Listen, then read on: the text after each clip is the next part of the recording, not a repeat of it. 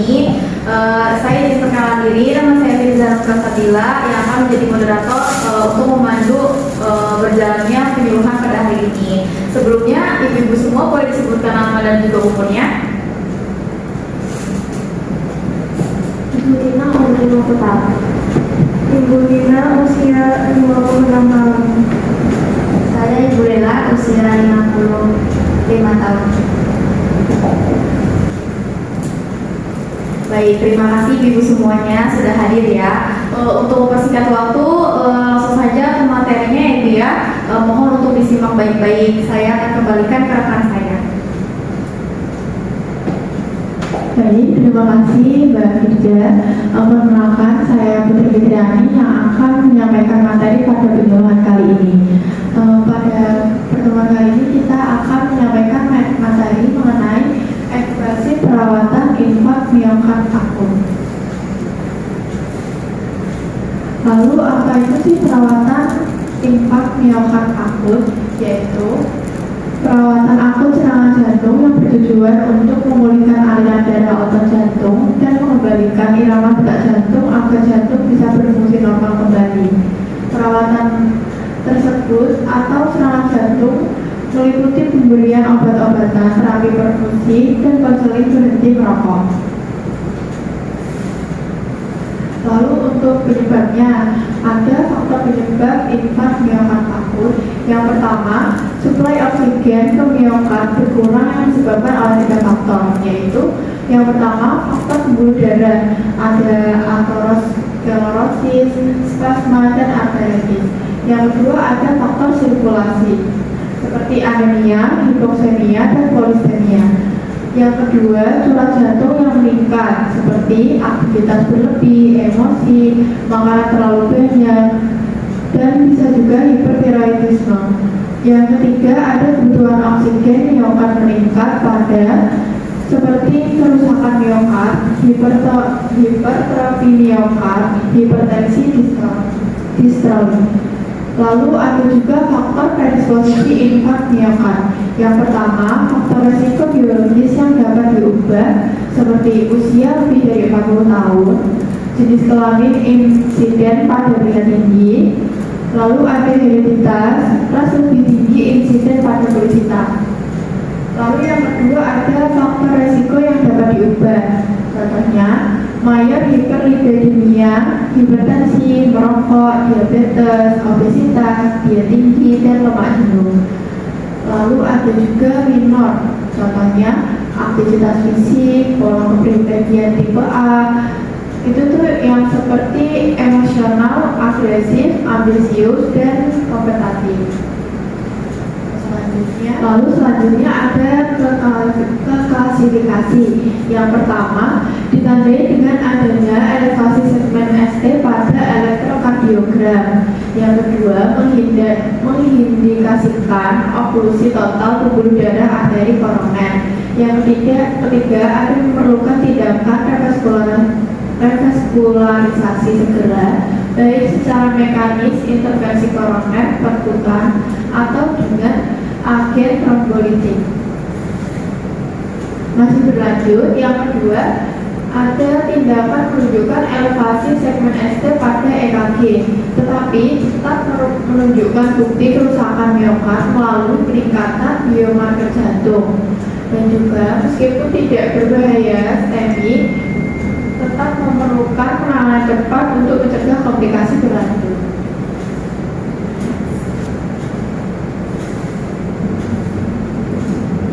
Untuk yang ketiga ada angina pectoris yang tidak stabil, seperti merupakan kondisi di mana pasien mengalami nyeri dada yang lebih sering dan lebih parah, tetapi tidak memenuhi kriteria untuk infak miokard, dan juga dapat berpotensi berkembang menjadi NSTMI atau STEMI jika tidak ditangani.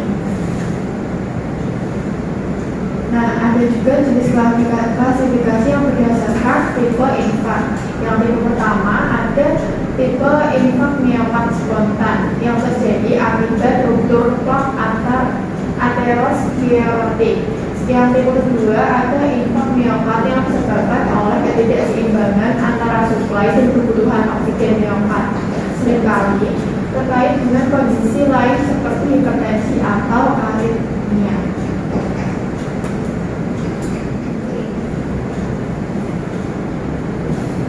Untuk selanjutnya yang tipe ketiga ada infak yang menyebabkan kematian sebelum biomarker dapat diukur. Tipe keempat ada infak yang terjadi setelah intervensi koroner berputar. Tipe keempat ada infak terkait dengan trombosit status. Untuk pembahasan selanjutnya yaitu penata laksanaan. Penata laksanaan medis pada fase serangan akut sebagai berikut. Yang pertama ada penanganan nyeri, dapat berupa terapi farmakologi. Yang kedua ada membatasi ukuran infak miokardium secara selektif yang dilakukan dengan meningkatkan suplai darah dan oksigen ke jaringan miokardium. Yang ketiga ada pemberian terapi oksigen segera yang dimulai saat awitan, yaitu awal rumah terjadinya. Yang keempat ada pembatasan aktivitas fisik dengan cara istirahat, pengurangan atau pemberhentian aktivitas fisik. Kita masuk ke komplikasi AMI, yaitu yang pertama ada gagal jantung kongestif, yaitu kondisi di mana jantung tidak mampu memompa darah secara efektif yang menyebabkan penumpukan cairan di paru-paru dan tubuh. Yang kedua ada perikarditis, yaitu peradangan pada lapisan luar jantung yang dapat menyebabkan nyeri dada dan juga demam. Yang ketiga ada aritmia. Aritmia itu seperti gangguan irama jantung yang dapat menyebabkan detak jantung terlalu cepat atau terlalu lambat dan juga tidak teratur. Yang terakhir ada ruptur miokard yang terjadinya robekan pada dinding jantung dapat menyebabkan perdarahan hebat dan kematian mendadak.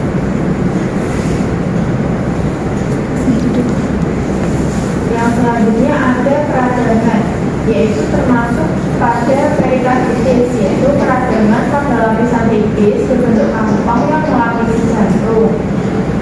Lalu ada shock kardiogenik, yaitu kondisi ketika otot jantung rusak parah dan tidak lagi memasuk darah ke tubuh dengan baik. Lalu ada iskemik, yaitu termasuk kegagalan reperfusi seperti angina, infak ulang, dan keluasan infak. Ada trombosit dan emboli, dan terakhir ada komplikasi psikososial. Selanjutnya masuk ke pencegahan. Yang pertama ada menghentikan kebiasaan merokok, mengkonsumsi makanan bergizi seimbang, olahraga secara teratur untuk menjaga kesehatan jantung, menjaga tekanan darah normal, dan juga menjaga berat badan ideal. Terus yang terakhir ada membatasi makanan berlemak tinggi, gula, dan tinggi kalori. Ibu-ibu udah melakukan dari yang tertera belum? Belum. Mungkin bisa dilakukan mulai dari sekarang ya. Selanjutnya ada manifestasi klinis, masuk ke tanda dan gejala infak miokard akut pada setiap orang tidak sama secara mayor. Banyak serangan jantung yang berjalan lambat dengan tanda dan gejala berupa nyeri ringan dan perasaan tidak nyaman. Bahkan ada orang yang tidak mengalami gejala sama sekali atau bisa dikenal dengan silent heart attack, yaitu secara umum serangan iman ditandai dengan beberapa hal diantaranya.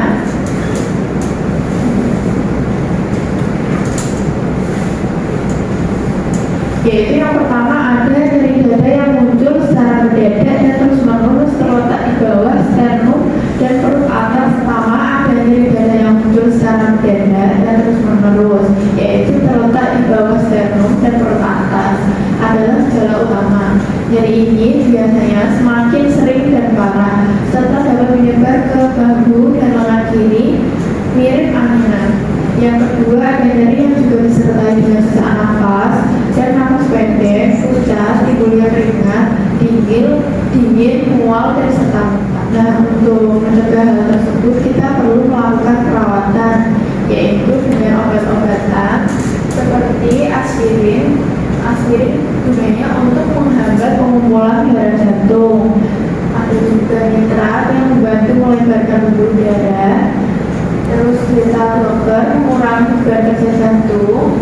AC inhibitor yaitu melindungi jantung dan ginjal. Statin untuk menurunkan kadar kolesterol. Terus yang terakhir ada trombolik yang membubarkan gumpalan darah.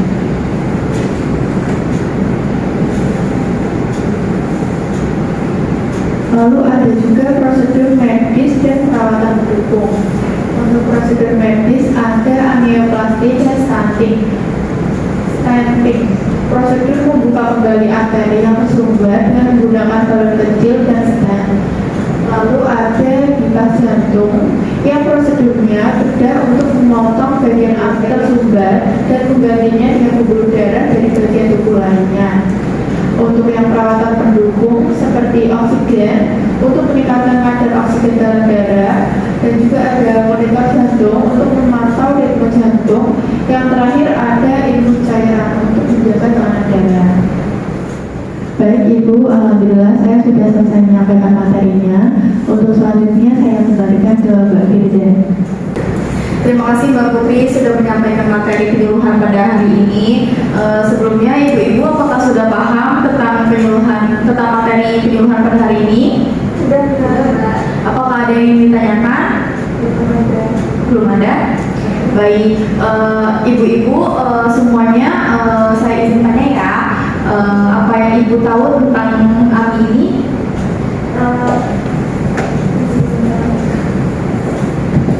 AMI itu penyakit jantung karena adanya sumbatan di pembuluh darah. Baik, Ibu terima kasih atas jawabannya. Terus Ibu-Ibu yang lainnya, Pak Ibu tahu bagaimana pencegahan AMI ini? Mencegahnya mengurangi gula, terus menjaga tekanan darah normal, menjaga berat badan ideal. Bisa juga menghentikan kebiasaan merokok, olahraga secara teratur, dan mengkonsumsi makanan bergizi. Baik, alhamdulillah ya Ibu-Ibu semuanya sudah paham. Diharapkan adanya penyuluhan ini Ibu-Ibu bisa memahami dan juga bisa mencegah terjadinya AMI ini. Karena berhalangnya waktu, tanpa lama saya akan tutup ya Bu penyuluhannya. Mohon maaf jika ada kesalahan ataupun ada kurangnya. Saya akhiri. Wassalamualaikum warahmatullahi wabarakatuh.